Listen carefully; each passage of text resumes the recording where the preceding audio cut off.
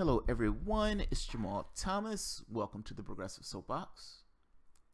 So hopefully this shows. I am seeing red and yellow, so this is not showing. So let's try this.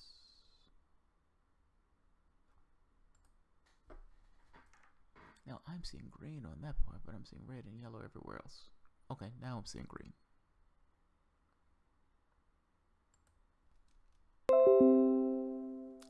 Alright, now I am seeing green. Good. I'm seeing green, the word is good. Not just I knew it, it's the fact that you were lying to us. It's that you consistently told us that our reality was something different than what we knew our reality was. That's why you have this emotional cathartic thing that's been taking place on lefty channels. But let's get into the details of it. Why it matters beyond this kind of emotional cathartic reaction that you've been seeing on these different channels. I need to apologize for going after Donna Brazile. She wasn't backtracking. And I may do another video just by itself. I went after her pretty hard, and she wasn't necessarily backtracking. I've seen other videos that Donna Brazile has done, and she is holding her shape, and she's standing her ground. And that book goes into detail on the incompetence of the Hillary Clinton campaign. Particularly from her perspective, she's looking at this and saying, this is not going well. Even going so far as to say that she was considering replacing Hillary Clinton with Joe Biden, and going so far as to say she was terrified that she might have been gotten killed after the Seth Rich murder. She wasn't backtracking on that tweet. She was having a conversation. She was talking to Trump. She wasn't backtracking what she said. That's the first part. The second part, I want to talk about why it matters. So, the power of the state, and I think libertarians would agree with me on this, the power of the state boils down to one key ability. The state can kill you. They can beat you. They can put you in prison. Now, the state also has the capacity to go outside of its borders and do the same thing to other people who are in other countries. That is ultimately, at the end of the day, the power of the state. That's where the power of the state resides. Now, when you ask the next question of why and how does the state have that capacity? Now, we can have an argument on whether or not the state should have that capacity, but let's put that to the side for the moment. Because ultimately today, right now, at this very moment, the state does have that power. And the question that needs to be asked is, why does the state have that power? The state has that power ultimately because of the people who the state governs. Meaning the 320 some odd million people who are in the United States either implicitly or explicitly give away certain rights and certain powers to the state itself for the luxury of living in this terrifying reality. I make that point to say that we have a representative government. This is not a democracy. This is a representative government. You choose representatives to represent you, ideally. The person who you put your vote for is ideally the person who's most aligned with your interests and goes out and fights for your specific interests in your particular district, in your particular region of the country. That's the philosophical basis of the state's power. Now, you can understand in a situation where the state gets its power from the governed, and you have two corporations, you have more, but mainly two corporations that vie for control of the bus. Meaning you have this conceptual apparatus of government. And in this conceptual apparatus of government, you have these two corporations that spring up to try to vie for who controls the government, who drives the bus. I'm making the analogy that the government is a bus and the person who drives it is one of these corporations who sprung up. Now, it doesn't necessarily matter the corporation. You can have other corporations, and by corporations I mean parties, to make the choice to drive the bus. But in our country, we have two, Democrat and Republican. In one of these contests, it comes out, first through our own eyes, watching it, observing physical matter reality. It looks like they're cheating. It looks like they're cheating. Random guy looking at this with average intelligence, it looks like they're cheating. They threw 100,000 people off the roads in Brooklyn. They outright stole Nevada. They've been closing polling locations. And then WikiLeaks comes out. And WikiLeaks confirms the things that you were seeing with your eyes and hearing with your ears. It confirms it. You can read it in black and white. And in reading it in black and white, they lied. When Nevada came out, when they outright stole Nevada, you can look at the videotape yourself. I stole it. Deborah Wasserman Schultz gets on camera and says, this is a fair and earnest process, and those dirty burners were throwing chairs. And the media said, holy shit, the burners were throwing chairs. Nobody could see chairs being thrown, but that's the story. Bernie Sanders bowed down and called somebody complaining about the news media and the press that he was getting for events that never took place. Condemn your followers. Condemn the people who support you. Go out there and tell those people to fall in goddamn line and stop throwing those chairs. The chairs thing never took place. They wanted him to condemn the people who were going after him or who were supporting him. This is politics. It's blood sport. Donna Brazile comes out. Finally, Donna Brazile comes out. And Donna Brazile throws out a bombshell. I was chair in the Democratic National Committee, and what I saw was that Deborah Wasserman Schultz was an incompetent idiot. I also saw that Hillary Clinton had absolute control over the Democratic establishment. Essentially, she was Thanos with the glove from a political context. She controlled the DNC, meaning she controlled the DNC months before the contest was even over with. So when Bernie Sanders and his supporters were screaming at the top of their lungs that, oh my God, we're being cheated. They're cheating us. A major party is cheating one of the candidates in the party. They wagged their finger at us. They said, you need to fall in line. You're being sore losers. You're being dirty burner socialists. You're being racist and sexist and misogynist as this is a goddamn great woman and you need to bow your heads and bend your knees. In the DNC convention, you had Bernie Sanders supporters, taped mouths, sound machines turned on them so you couldn't necessarily hear what they were saying. They wanted to shut them up, but they wanted their vote. Continuously, over and over, Hillary Clinton ran the campaign, making this point that I supported Obama when I lost. Fall in line.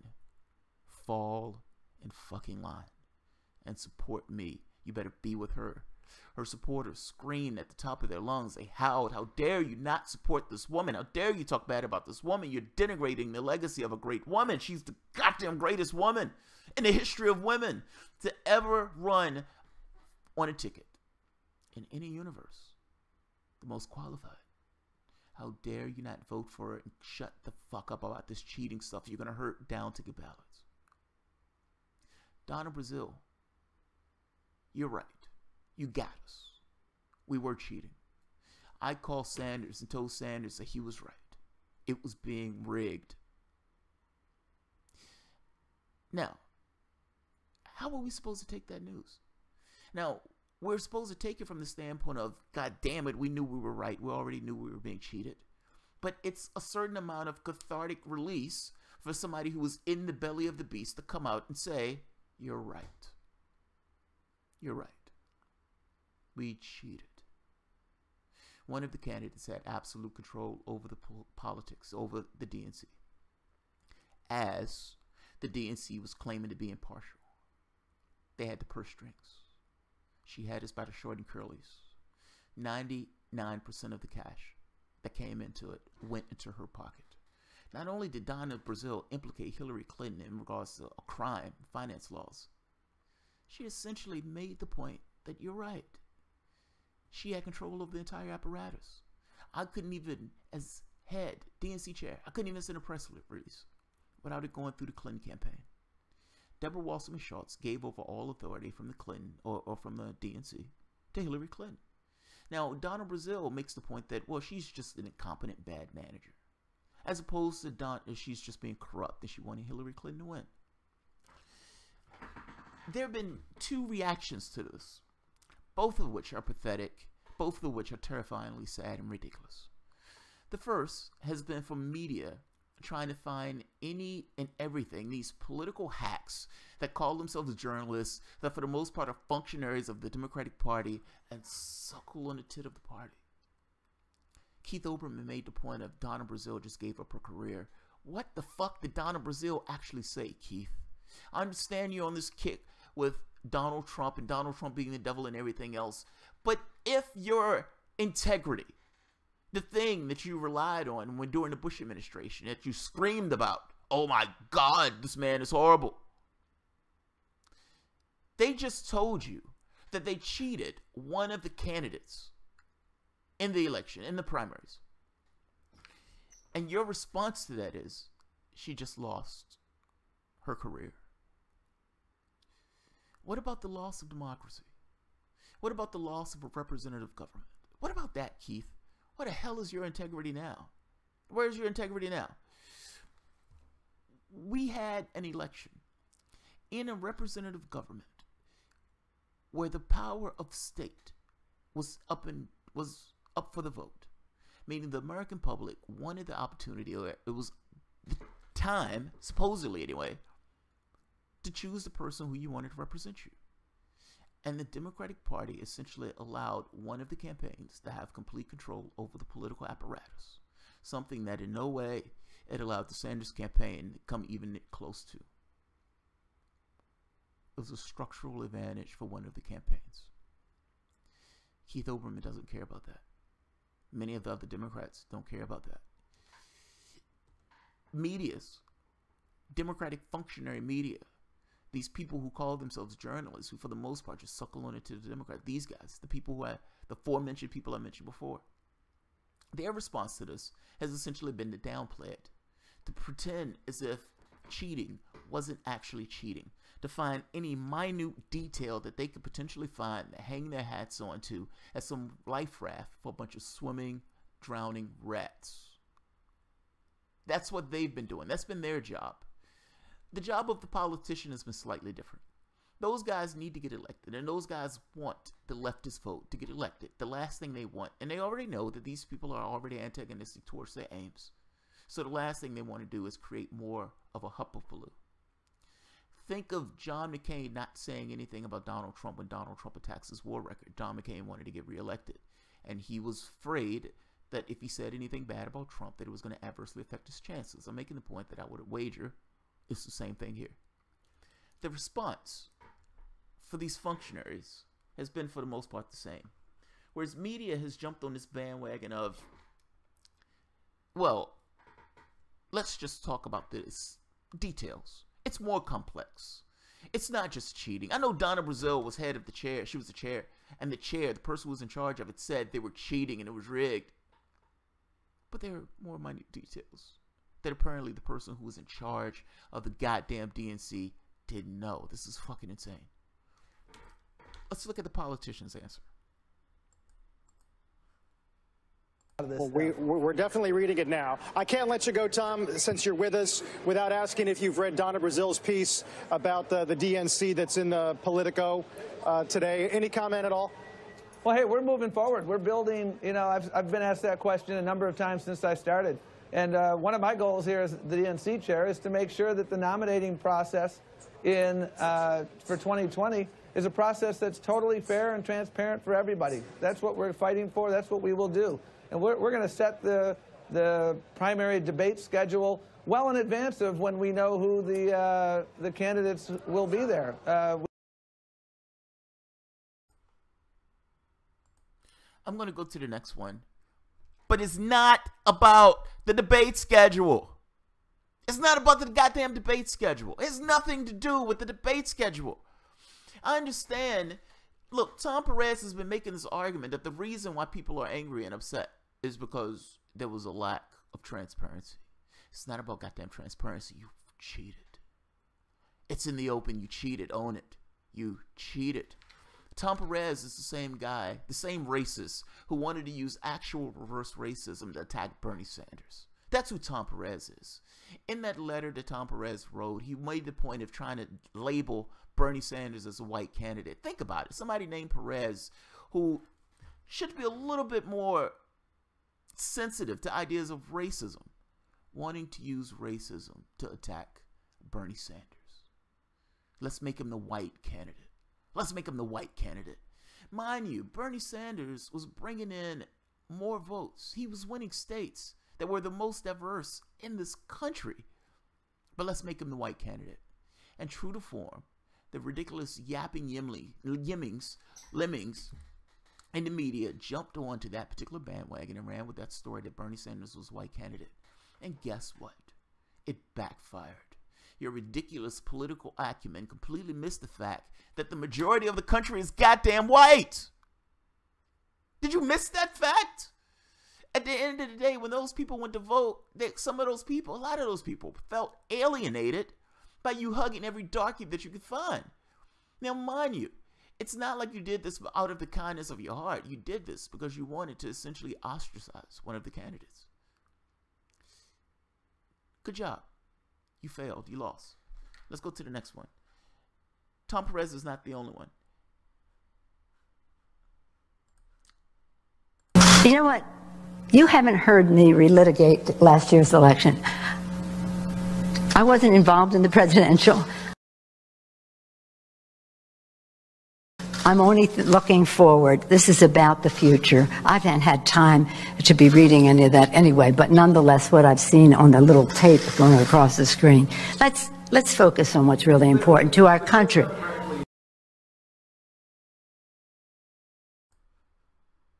Again, I'm looking forward. I'm not looking back. Let's focus on what's important to our country. This is their mantra. This is the dual attack that they're using. There's actually one more attack. They're attacking Donna Brazile. They're calling Donna Brazile a Russian plant to some degree. It's amazing that she fell for the Russian propaganda. Look, personally, I think Tom Perez cries during sex. That's what I think. I think that man has a sad and empty life in order to get to a camera and say the most empty things that anybody could potentially ever dredge up to say looking into a camera. Nancy Pelosi needs to retire. I've said it before. If you fail that much, you should retire. There's nobody that I know of that's failed that much, to that degree, to such a magnificent degree, to the most batshit crazy backwards people that this country has ever produced, and still keeps her job. It's amazing. None of these people, none of these hacks in the liberal media, the quote-unquote faux left, none of these hacks feel this way about looking forward with regards to Trump and Russia. None of them. If you ask them this question about, hey, shouldn't we look forward with Trump and Russia too? I mean, shouldn't all this stuff, all these investigations with Mueller and everything else, shouldn't that follow the same pattern of looking forward and not looking back? I mean, after all, if what you're saying is true, it did take place in the past. And after all, is it not hurting our country that you're having an investigation into the President of the United States? Shouldn't we be looking forward and not back if we're following the same logic? You usurp the will of the American public. Ultimately, if the goal or if the legitimacy of the president is endowed to that particular person, or if the legitimacy of the government itself is endowed based upon the people who voted for that person, meaning, again, the legitimacy of the government itself comes from the governed. If you in no way could win the election without cheating, then you have no legitimacy. How on earth do you guys have claim to anything within regards to the party apparatus when you can't win a goddamn election? You spent $20 million propping up some guy to be a Republican, and they chose the actual Republican. I'm talking about Ossoff. I'm talking about Ossoff. Where's your legitimacy? Where's your legitimacy? Again, if the legitimacy of the government comes from the government, which it does, it's not magic. It's not comes from some magical dimension. It comes from the people who are in that particular government, who are being quote-unquote governed by that group. If you've lost all your legitimacy, meaning if you couldn't necessarily get elected on your own steam, if you had to cheat to get elected, which you did, if you had to game the system to get elected, which you did, mind you still lost to reality shows, but you still tried. I'm talking about neo-libs. I'm talking about this faction of the Democratic Party that believes that markets are more important than human beings. I'm talking about the faction that Tom Perez belongs to. The faction that was bleeding out people who were supporting Keith Ellison and supporting Bernie Sanders. I'm talking about the group of Democrats that are in there right now and that are doing everything that they could to stay in power. And they became so weak and so feckless and so broken that ultimately, in order to get somebody in to beat Donald fucking Trump, they had to cheat. They had to cheat. And what makes it so bad, when the cheating was announced, when it finally came to light, when somebody who was actually in the belly of the beast, who was actually in charge of the organization, comes out and throws her hands up and says, okay, you were right. You were right.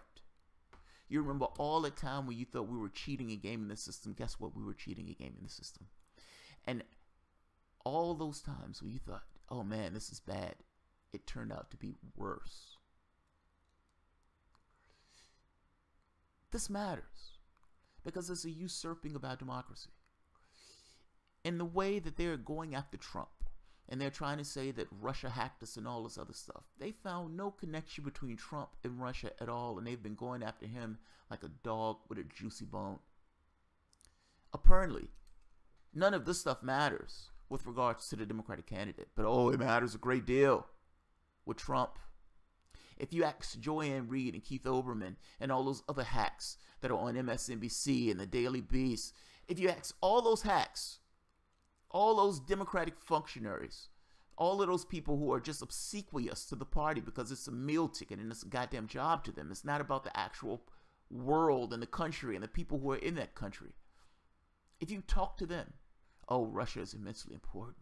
There's nothing else that's more important than Russia. We need to look forward and not back. We need to look at the investigation with Russia. We need to talk about the investigation with Russia. If you talk to Hillary Clinton, the only thing she can talk about is Russia and the investigation. That happened in the past. I don't understand how you can make that argument about Russia and then turn around and not care about the fact that your democracy was usurped through cheating in the primaries. Where's this massive amount of cognitive dissonance in Democrats and Hillbots? These guys, these people are out there right now making these arguments that cheating didn't matter in the primaries, but cheating matters immensely in the general. If it's a usurping of our democracy in the primaries, then it's also a usurping of our democracy in the general. And if you're trying to tell me that one doesn't matter and the other doesn't, that sounds a little strange to me. That sounds a little strange to me. That sounds like politically motivated lying to me. That sounds like the last 15 months where they lied through their goddamn teeth. And right now they're trying to obfuscate the fact that they lied through their goddamn teeth for 15 months. Yeah, one person, Donna Brazile, who actually came out and said, okay, you caught us red-handed. It's telling that they don't own it. It's telling that Keith Perez, the guy who cries during sex, comes out and makes the statement of, I'm looking forward, I'm not looking back. It is telling that I'm a capitalist.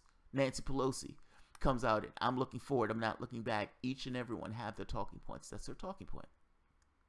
We don't want to talk about it. Our talking point is we don't want to talk about it. Until you do right by us, nothing changes. You should not prosper. You should not go forward. You should not pass go. You should not collect $200. Ultimately, this is the conversation that we're going to have because this is where the conversation needs to be had. You're not moving forward and going and talking about Russia and Trump and all this other stuff. Ultimately, the conversation that you're going to have is how on earth one of your members or a faction of your party can outright and overtly and over the top in the face of everybody else in this country dramatically cheat one of the other candidates. That's the conversation that needs to be had. That is a usurping of this representative republic, and it is a big fucking deal. It is a big fucking deal.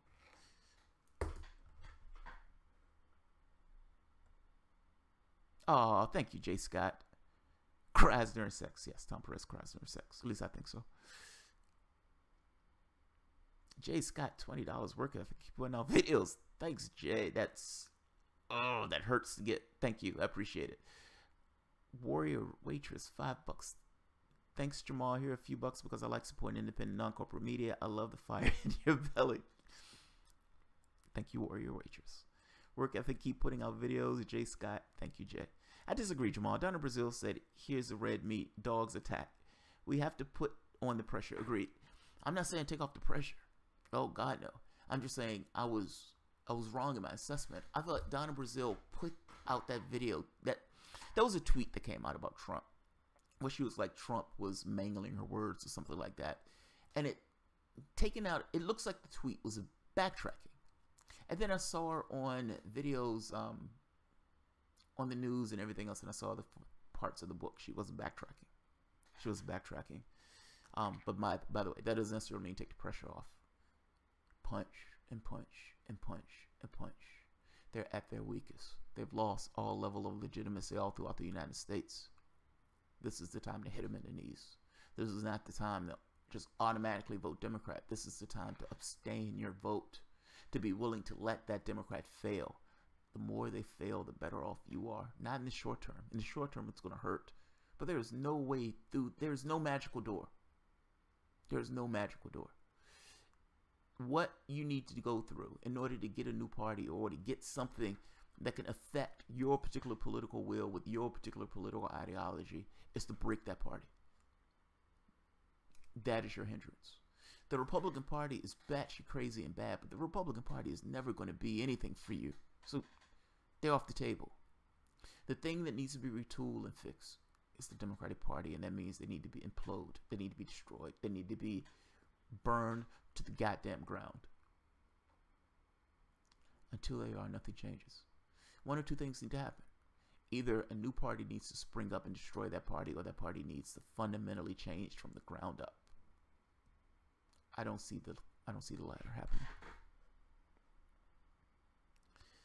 Jenny Lynn, I must admit I'm a bit shocked that Donna revealed that she feared for her life, mentioning Seth. I don't know what to think about that one.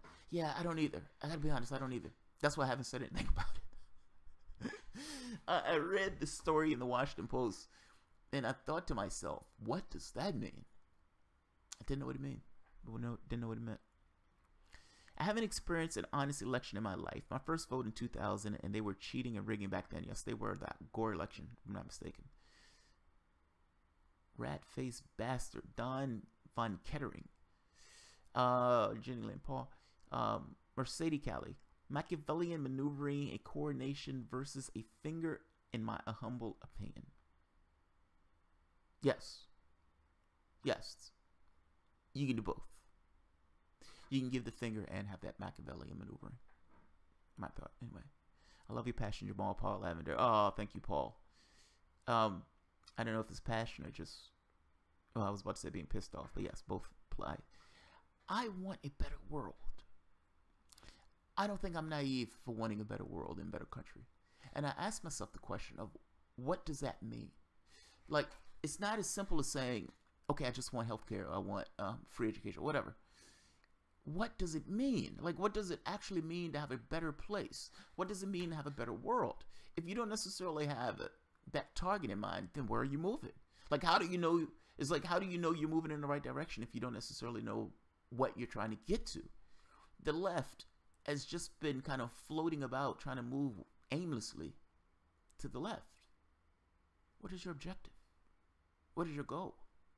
Do you believe that moving the deck chairs on a burning ship is in any way going to get you to some better place? This is not the end of history. Meaning the challenges that we're going to be presented with are going to force us, either through our own collective will or just out of goddamn necessity, to make changes. Climate by itself, the environmental impact of the things that we're doing by itself is going to force changes in how we live our lives. I would prefer us to make those changes on our own, not necessarily make them because we're forced to make them by external forces. That's where my passion comes from, if that makes sense. I don't want people to suffer. I don't want people having a bad time. And if I'm being honest, I would imagine that some of this comes from just self-interest. It's almost like a humanitarian selfishness, if that makes sense. Tom Perez is a lightweight. They always refuse to acknowledge and discuss what happened or what the progressives think happened. Big mistake. Virginia on Tuesday may well be a teachable time. Ethera Robinson. This is me eating my own dog food. I live in Virginia. Republicans are batshit crazy. And I acknowledge it. I understand it. I get it, flesh to bone. I lived under a Republican governor. That Republican governor thought it was perfectly okay to force women to have a transvaginal ultrasound and to pay for the pleasure of having a transvaginal ultrasound. Do you know how sick it is? I'm going to force you by the state itself to put a rod in your vagina. Not because you need it for medical reasons, but because I want to shame you because you had the temerity to have an abortion. That was our governor. That asshole got locked up for campaign stuff. The Supreme Court let him out. The Supreme Court let him out. It's amazing. McDonnell, a religious maniac. We have a guy who used to be a Republican running against a Republican. That's our race in Virginia. That's our race. Fiscal responsibility. Made a campaign ad talking about fiscal responsibility. The Democrat. He needs to fail. He needs to fail. You can't be complicit if they're going to put somebody up like that. That's all I'm saying. Until they fail, nothing changes. Jay Scott, I am not saying that. I'm so not saying that. Bernie's not endorsing Northam, a very strong message. Agreed. I said that myself. He cries during sex. Yes, Tom Perez cries during sex. Tom Perez has to go. Yes, Tom Perez has to go. Delirious. Tom Perez is an empty suit with a brain to match. That's why Obama wanted him instead of Ellison. Agreed. Whatever people want to say about Ellison was a statement. It wasn't so much that Ellison was going to, do fucking amazing things in that particular position. Ellison fell in line, became a sheepdog with no power at all, and is just a yapper for Tom Perez to get the quote-unquote progressives to fall in line. Good luck with that. That match, that arrangement, what took place, should have told you everything you needed to know. Tom Perez essentially took that slot, and they put Keith Ellison to say, I need you to be a lapdog. I need you to go out, and I need you to get those progressives to fall in goddamn line. I need them to bend the knee and bow their heads and just give up their vote. That's what I need you to do. Now go out and do it. And for the most part, Keith Ellison has been a loyal soldier. Even though they called him bad names in that contest. Think about it. They called the guy bad names. All of them were in the same party. Called the guy anti-Semitic and all this other stuff. But he understands his politics. So when they call him bad names, he shrugs it off. Yes, you're attacking my character. Yes, you're denigrating who I am as a person. But so what? So what? It's politics. I'll fall in line and I'll try to pull progressives into the party. It's amazing. It's amazing. Absolutely amazing. And that should have told you everything that you needed to know about that particular party and what that party thinks of you. What that party thinks of you. Yes, we're going to cheat your guy. Yes, we're going to fuck over your guy. Yes, we're going to shaft Keith Ellison for that particular position. Yes, we're also going to shit on Donna Brazile when she comes out. We're going to call her a Russian plant. And yes, we're going to say that Donna Brazile, missed the boat. We're going to say that even though the woman is coming out saying, yes, we cheated, we're going to obfuscate the fact that we cheated. We're still not going to own up to the fact that we cheated. It tells me everything I need to know. Do you reward cheating? Do you reward cheating? What little our votes may have counted in past elections, that's over now. The DHS took over voting systems against protests of state and local officials declaring critical infrastructure. Yeah, that goddamn Russian nonsense. The American empire is collapsing and Caligula is in charge. It may be too late. Vegomatic. I will make a counter argument, Vegomatic. Maybe Donald Trump is exactly the president that we need for this particular time. Now, I've said myself, Donald Trump is a reality show host. Donald Trump is a clown. But what I'm hoping is that Donald Trump will galvanize enough people to be pissed off and angry that they would target the actual right person, meaning they would aim at the government apparatus itself. That doesn't seem to be happening. You seem to have a lot of people who are, you know, worked up in this kind of tizzy, but it's so disorganized and they're all over the fucking place. And right now they're having this ridiculousness about resistance, what Democrats are trying to co-opt what's taking place in regards to this kind of wokeness. I don't know the degree to which they're successful in this. I'm in my own sandbox. I don't necessarily have the capacity to see all that well on my sandbox. I only saw one campaign ad in Virginia. That's because I don't watch network news. And that was just when I was at the salon. So I don't necessarily know the effect it's having on others. I can only see it from my own context. What I would say, though, is Donald Trump is a risk. He's a gambit. And what I mean by gambit is that if Hillary Clinton takes that office in 2016, you have no chance at all of building up some level of resistance by 2020. Ultimately, those people will fall asleep. The media will fall asleep. The public, or half of the public, will fall asleep. You would have Republicans who are energized, but those people are batshit crazy. And part of the reason they're batshit crazy is because Democrats have moved so far to the left. So far to the right. Republicans just move far to the right with them. It's almost like they're keeping this equidistant political space. Democrats gave away ground. Republicans said, thank you for the ground. What else can we get out of it? Yeah. I don't know. It's a gambit, man. My hope is that he doesn't do anything too drastic and ridiculous in that office. That's my hope. The environmental stuff can be undone. Stupid fucking wall. Who gives a shit? Immigration is almost down to like 1% or less.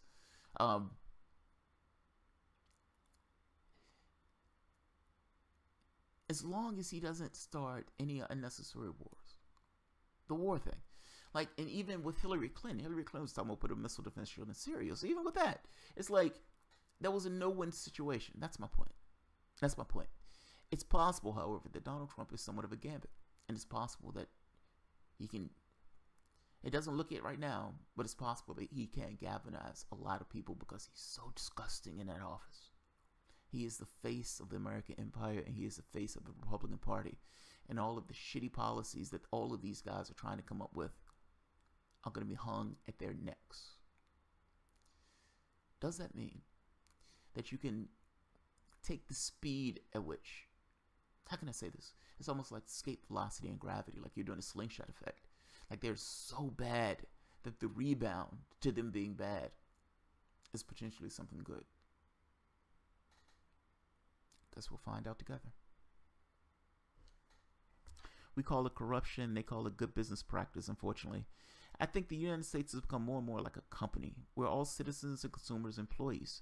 Our government doesn't govern us. It manages us. It's not going to change until people disappear, PB, or until people start standing up. If you had 30 million people go on a general strike, if you had 20 million people go on a general strike, if you had 10 million people go on a general strike,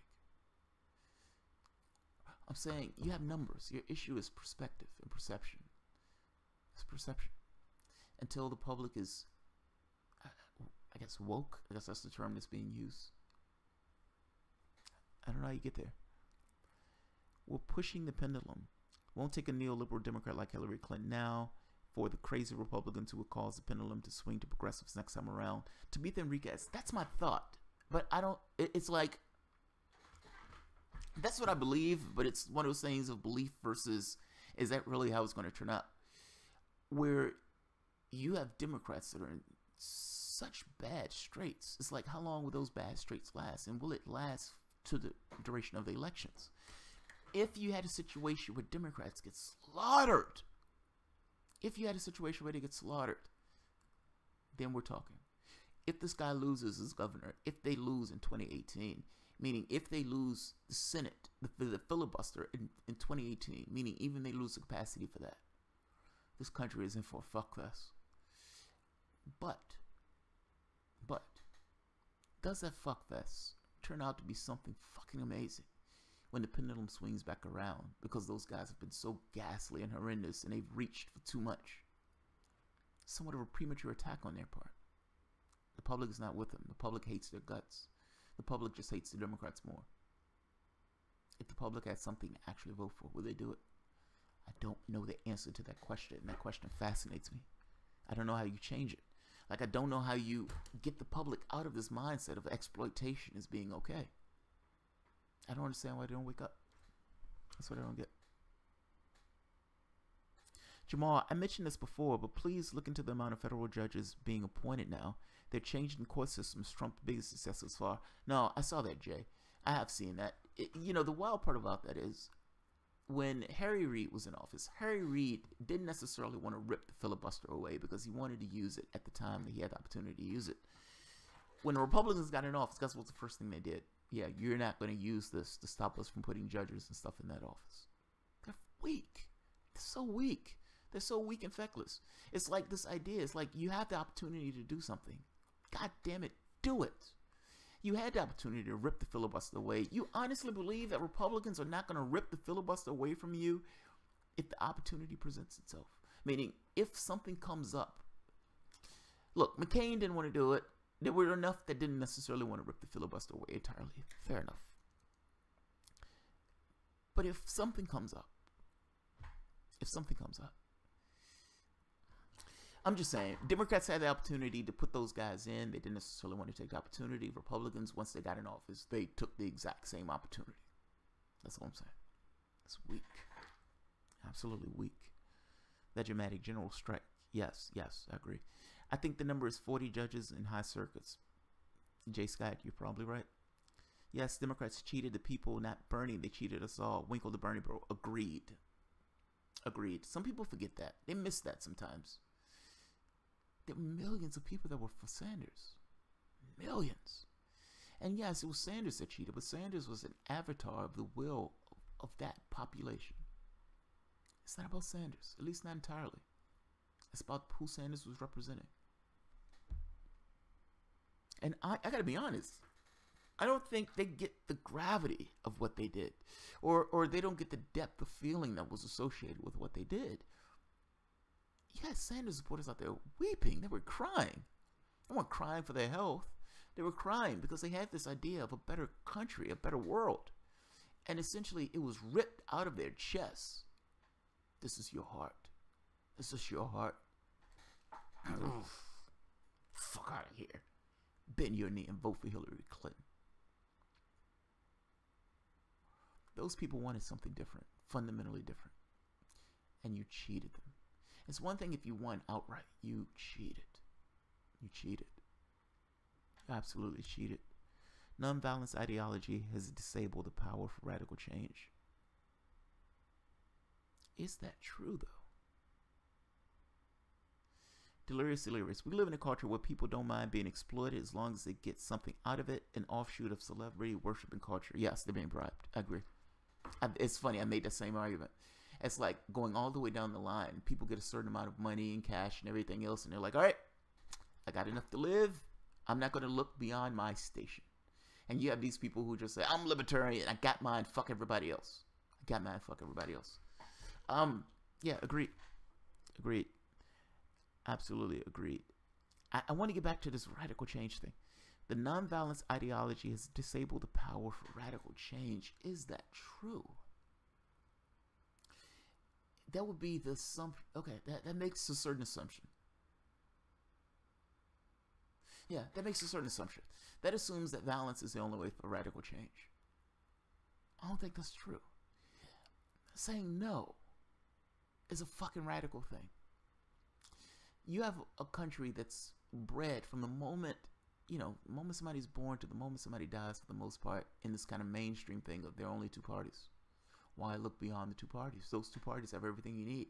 The entire range of human spectrum of debate is housed within two parties. That's what they're told. Now, getting to the point where you look at that and you say no. Hell, you can whisper it. No. It doesn't have to be violent.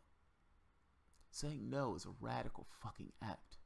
If you've been this kind of voter, this guy or this woman who's been on the tit of the Democratic Party for the entirety of 20, 30, 40, 50 years, hell, 10 years, hell, you're a new voter. And you hear the propaganda, you hear the things that they're saying, you're seeing that what they're saying is not comporting with the reality itself. And when they ask for your vote, you whisper, no. You whisper no. That is a radical thing. It's radical. And yes, it's in comparison to the way the society is arranged, but it's still a radical thing to say no. And I would make the argument that saying you don't need the violence. I don't think you need the violence. Now, don't get me wrong. If you're talking about immensely radical and abrupt change, you have other problems with that. What happens on day 2? What happens on day 3? Like, what's the radical change thing? I guess I'm always curious about, okay, what happens after? I would argue saying no is a massive fucking act. Saying no. I don't buy into this. Good points is when people get violent, they seem as irrational, but it's not. Violence can be rational. PB. We're getting into an interesting conversation.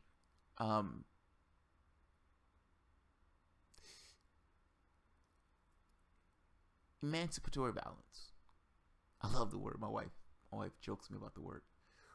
Emancipatory violence. If you attack me and I defend myself, well, I am just defending myself. Am I not allowed to defend myself? Now, yes, I'm using violence. Yes, I'm pulling a gun. Yes, I'm putting a bullet in somebody. But that person did attack me. I am defending myself. Do I not have a God-given right to defend my person? Do I? Raise this out to a larger level. Say you're talking about Palestinians in Israel. Do Palestinians not have a right to defend themselves from occupation? Now, it's a secondary question of whether that a violent defense would work. I mean, after all, Israel has nuclear weapons, and they've shown an extraordinary capacity of shamelessness, being willing to murder as many of those, 2,000. Like, in one sense, 80 or 90% of the people they murdered were civilians. But we're talking about this thing of emancipatory violence. Violence from the standpoint of correct and righteous violence.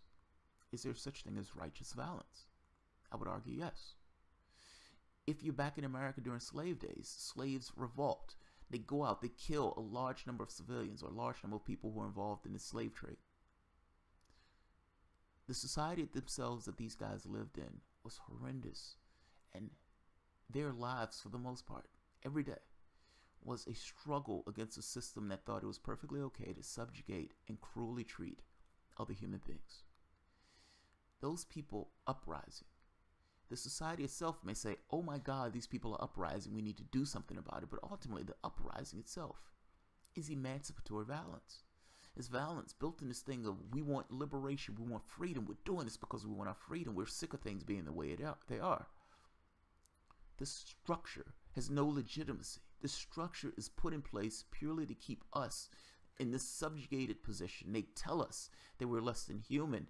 They treat us miserably. They beat us. They force us to do their work. We're sick of it. We don't like it. They keep us in chains. They keep us in bondage. They keep us as slaves. We're revolting. And if we need to kill 1,000 people in order to revolt, then we're going to kill 1,000 people in order to revolt. The power structure of that system says that's wrong. From a God's perspective, that is emancipatory righteous violence. Does a person have the right to defend themselves? And if they have the right to defend themselves, should they have the right to defend themselves in various situations that they themselves are being subjugated? Particularly when their life is at stake. When their person is at stake. When there are things that are acted upon them, meaning the societal structures itself. I think Nico House used the term institutional racism, or something like that. I think at the time he said it, I agree that it was institutional racism. It was other stuff he was saying I disagree with. But in this particular case, I do see a difference in this idea of violence to rebuff cruel treatment. as opposed to violence just for the sake of violence. There's a difference. There's a difference. The question becomes a gradient. Where does the line end? Is it okay to use emancipatory violence for environmental stuff? Meaning, scientists say this world is coming to an end based upon the way we do our climate. We need to do something about this. So yes, I'm going to bomb oil fields. I'm going to bomb places in regards to the Standing Rock thing. I'm going to do things to try to disrupt how these guys are going about destroying our environment and our world.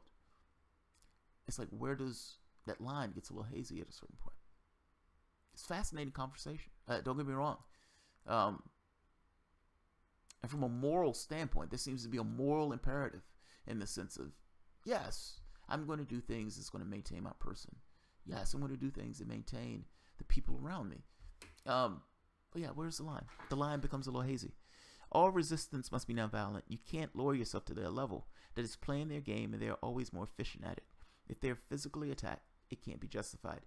Vegematic, I would agree with you on that, particularly if it's a situation where you can't win the military conflict. If you can't win the military conflict, it's different. Like, if it's not about lowering yourself to the level, about winning. If you're in a situation where you're rebelling and you don't have the capacity to win, then yes, from the standpoint of the society itself, they're going to look down and you're going to say you're doing this and everything else, and they're not necessarily going to take the context that they are the ones who are oppressing that group. At that point, nonviolent resistance is your only strategy. I agree. I don't necessarily agree that all, though. I don't like the all term. I don't think most things aren't necessarily all. Ethel Robinson, KYL Cal. I am having the same problem. First, I thought it was my computer. IT is not. Buster, I agree with.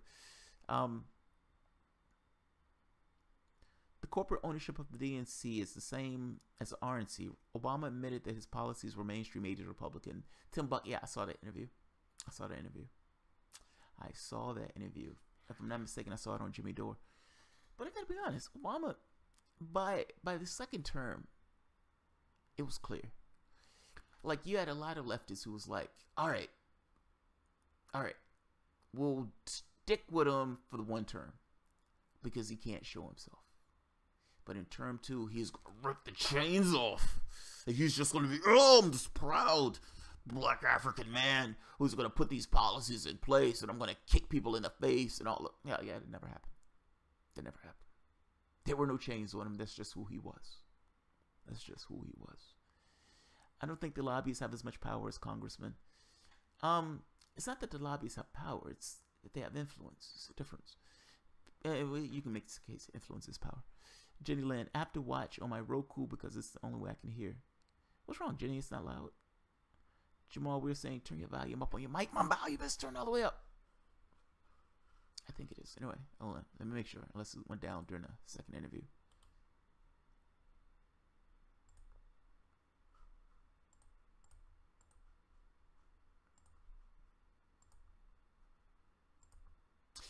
God damn it. That sucks. Guys, if my volume is low, tell me in the beginning. I hate doing a whole show without it being low. It sometimes goes down automatically and I have no idea why it does it. Buster Peak 21. It is turned up. When I scream into the mic, it will blow out your eardrums down. How has the time change affected you all? It's just an hour. It's an hour. It is 1 in the morning now, so I probably should be taking my ass to bed because I got to be up to work in the morning. That's, yeah, Jenny Lynn, you probably did. Much better, yeah. Well, yeah, it's turned up to 100 now. It's turned up to 100. God, I hope that. I hate when that happens. Yeah, I hate when that happens. When I do, sometimes it drops. I don't know why. It's usually set at 100. 8 times out of 10 when I sit down and do it, I check it. It's at 100. Every so often it's not. I agree for the most part, but I think fear is also an effective motivator. Kier Nerys. Is that a PB? I think that's a Deep Space Nine reference, but I'm not certain. Buster Peak 21. Congressmen are bought, but they are lawmakers. That's true. That's true. If the public was involved, they could influence lawmakers in the same way the lobbyists could. Their influence is just different. Those people need to believe they can lose. If they don't believe they can lose, then they're going to lean towards the lobbyists. I agree. PB, Deep Space Nine. Oh, geek trivia. I love it. I love it. I love it. I absolutely love it. Kira Nerys. You should code up something that pulls your mic volume. Mark P. Maybe. Yes. No. I'm somewhat impatient. So that's probably that's not gonna happen, but I will try to check it each time. I saw it on the last one. On the last one, the volume was up and dropped. Fear is how they control the plebs. Fear is how they control the plebs. I'm gonna protect your jobs. I'm gonna make sure you have a jobs. That guy's gonna take your jobs. He's gonna ship jobs overseas. That all of these things are attacking a person's sense of well-being and worth. I'm gonna attack the thing that you need to be secure. When Obama, you never thought it was strange that Obama had the power to pardon those dreamers, and he didn't want to do it. Hey, if Hillary Clinton loses this election, Donald Trump is going to be in that office, and he's racist. And he's going to kick you out of the country. So you Hispanics better fall in goddamn line and vote for Hillary Clinton. You don't have to love her, but if you want these people to stay in the country, you better vote Hillary Clinton. All this stuff is based on fear. It's based on fear. Entire campaigns at this point is based on fears. Yeah, agreed. Totally agreed. Guys, I'm sorry the volume was out. I hope you could hear the majority of that. Oh, you're so quiet. Turn up your volume. Damn. That was earlier, too. Any other person wanted to run in the Democratic primary? I personally think any other Democrat would have beaten Trump. We know Bernie would have won. I think Warren or Biden would have probably they would have beat the stuffing out of Donald Trump. They would have beat the stuffing out of him. Even Joe Biden. Zach Collar intimated Trump might have made some deal, and that's why these Saudis, the leaders, are going down. Where is he getting that from? Where is he getting that from? I know he doesn't like Hillary Clinton, but where on earth is he getting that from? I'll read the article, but yeah, I read the article, but I don't know. Politicians do not respect the voters. Why should they? Why should they? They still vote for him. I come to your house and I say, hey, I'll mow your lawn, give me $10, and I never come back. I come back in a year, hey, I'll mow your lawn, give me $10. I never mow your lawn. I don't come back for another year. Hey, I'll mow your lawn if you give me $10, and I never mow you. And I keep coming back year after year after year, and I take your money and I never mow your lawn. Now, if I think you're a stupid fucking idiot for doing that, am I wrong for thinking you're a stupid fucking idiot for doing it? I'm talking from the perspective of the politician here. I mean, yeah, they don't respect voters because voters don't give them a reason to be respected. A general strike will cost them money. That's what they care about. It would scare the shit out of them. Agreed. Absolutely agreed. What about these royal Saudis going down? The main dude is deeply connected to Obama and Clinton. I did see that, by the way. I just don't know what it means yet. Like, a lot of the stuff is like, it defies meaning. It's like a bunch of Saudi princes go down. Okay. I know the United States and that government have a certain relationship with regards to oil. That's what I know. Now, whether or not, I also know that Saudis have given massive amounts of cash to the Clinton Foundation. I also know that Hillary Clinton, in her emails, made note that Saudi Arabia was a state sponsor of terror. Didn't stop her from taking the money at all. Didn't stop her from taking the money. Now, the question becomes, is there any connection at all between these people going down and something taking place in the United States? I don't have the answer to it. Who knows? I would argue it's too early to have meaning, but I could be wrong. Mass murdering governments inspire mass murderers. Yes. That is H.A. Goodman's theory. This is hypothesis. Theory is different. Crozet Issels. Yeah, that's a hypothesis. He doesn't know for sure. Theory has a little bit more meat on its bones. Saudis, they're relatively progressive Saudi royals who disappeared recently. His wife was a non-veil wearing activist, and he wanted to be on good terms with both Israel and Palestine. Fair enough. Look at my fucking awesome audience. Buster Peak 21 and Facebook ads. Oh man, you understand Facebook ads is the doom bringer. Oh God, Facebook ads are the doom bringer. I don't even know why Facebook ads are legal. I mean, if Facebook ads have the capacity to take down $1 billion campaign, oh my God, those things are unrestrained. Those things are unrestrained. They're terrifying. Absolutely terrifying. Buster Peak 21. Will these Saudis arrests bring down Clinton Obama too? Legacy media isn't really covering, and it's a huge story. No, I haven't. Yeah, I see. That's my problem. My wife was like, you need to start watching regular media, and I was like, I don't want to watch that shit. They're not going to cover the story if it affects them in any way, or they'll skew the narrative. Like, so if it's one of those things where these guys have money in the media in any particular way, then yeah, they're not going to cover the story in an honest way. It would adversely affect their interests because it will bring down Hillary too. We don't know that. We don't know that. I mean, if we're being honest, if you're looking for something to charge Hillary Clinton on, FEC violations is the most straightforward way. Donna Brazile stuck a shiv in Hillary Clinton when she mentioned those FEC violations. And then it's awesome because at the end of the piece, she was like, I'm not saying she did anything against the law. Not saying it. Even though I wrote 2 paragraphs saying that Hillary Clinton was breaking the law. It's fucking awesome. Everything is that monstrous Putin's fault. Fucking Putin. Fucking Putin.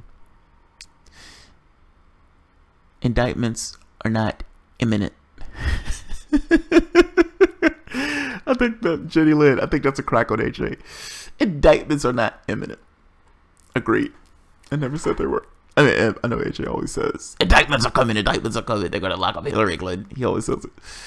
Don Quixote just shakes his head every time you guys think shaming politicians and their favorite journalists into behaving right. Augur Cybernaut, I don't think that makes them behave at all. I don't think that makes them behave at all. I think these things are systemic. I think until these guys are terrified about their own station in life, nothing changes. Why would it? If you can't necessarily affect me in any way, why should I give a shit what you do or say? Why should I care? You make them care when they realize, oh my God, we're going to lose. That's when you affect them. You affect them through essentially political force of sorts.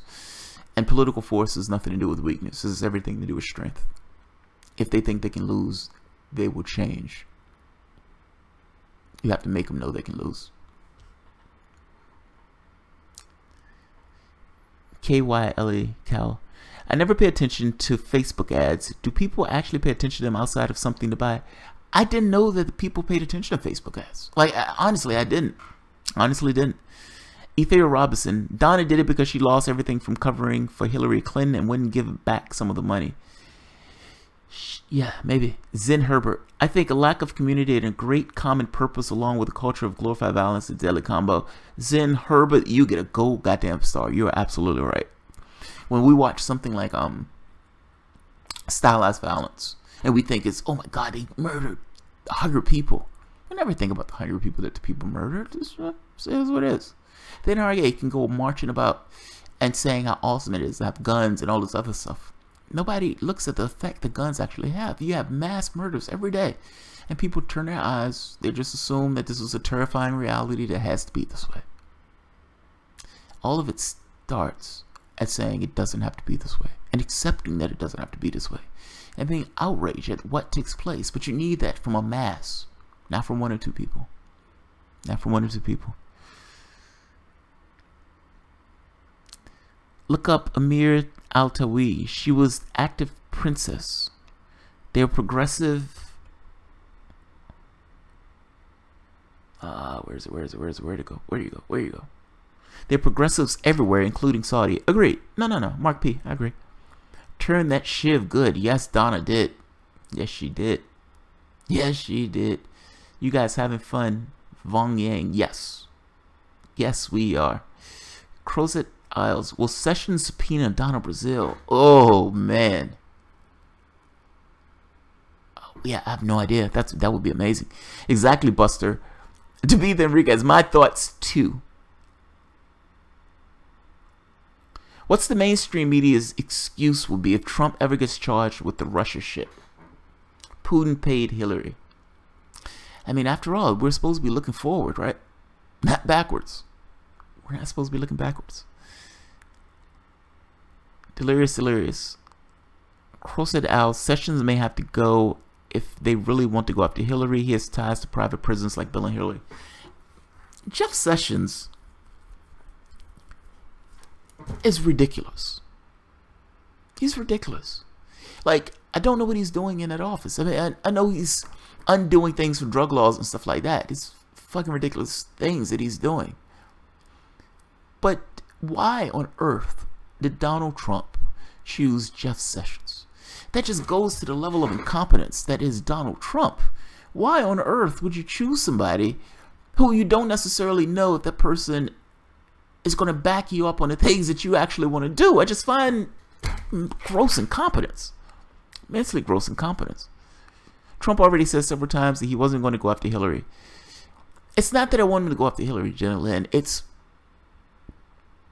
I don't want any political prosecutions. Let me make that point. Like, I don't want anybody to go after somebody just willy-nilly just because a person was on the other side. And I have qualms about putting anybody in prison because I think our prison population is already massively overcrowded. We have, what, 15%, 5% of the world's population with 25% of the world's population in our prison. So it's not that I want to add to the prison population. It's overt and over-the-top corruption. And personally, I think you need to clean house with both parties. Honestly, I do. This has nothing to do with Hillary Clinton as a person. It has have something to do with what does it mean to have a representative government. And should that representative government be ensconced in the level of corruption that this government is? Something needs to change. And if that means you need to take some high-profile person out that you can nail down a case and say, this is what corruption is, and we are going to go after this type of shit wherever we find it, I am okay with that. I can live with it. There will be political fallout. I can live with it. I can live with it. Jillian, I didn't mean you, Jamal. It just means so many people who seem to have faith in the swamp is going to drain itself. Yeah, that part I don't think is going to drain. Yeah, I don't think it's going to drain itself. Timbuktu, well done, Mercedes. Rich Valinez. Mark, the country is really backwards and it's coming from an American. Yeah, it is backwards. Guys, I hope the volume wasn't so low that you couldn't hear it. I am going to listen to this, and I hope that it wasn't too low. I hate when that happens. Yeah, I'm going to end it here. It's after 1 o'clock, and I have enjoyed all of you.